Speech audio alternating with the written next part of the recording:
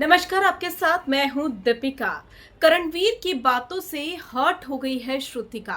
श्रुतिका को समझ में नहीं आ रहा है कि आखिर उनके बॉन्ड में कौन सी कमी रह गई।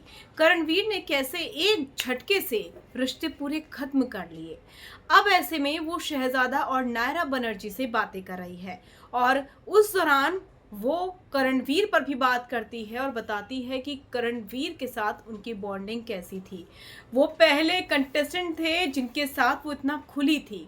तो श्रुतिका जो है काफ़ी इमोशनल हो गई और उस दौरान नायरा बनर्जी शहजादा के साथ उन्होंने उस ग्रुप की भी बात की जो कि बिग बॉस के घर के अंदर सबसे पहला ग्रुप बनता हुआ नजर आया था।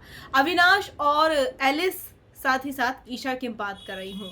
क्या कुछ कह रही है श्रुतिका और कैसे इनके ग्रुप की तारीफें कर रही है, चलिए बताऊंगी आपको। अगर आपने सब्सक्राइब नहीं किया है तो जल्दी से कर लीजिए ताकि सारी की सारी लेटेस्ट खबरें आप तक पहुंचे जल्द से जल्द।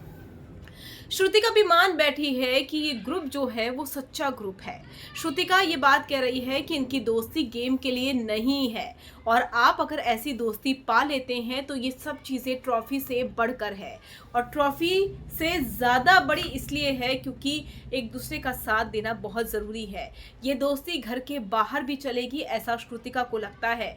उनका कहना है कि जब अविनाश और चूम के बीच में झगड़ा हुआ था, जब पूरा घर उसके अगेंस्ट हो गया था, तब ईशा ही उसके लिए खड़ी हो गई थी, स्टैंड लिया था कि भाई अगर ये घर में नहीं रहेगा तो मैं भी घर में नहीं रहूंगी।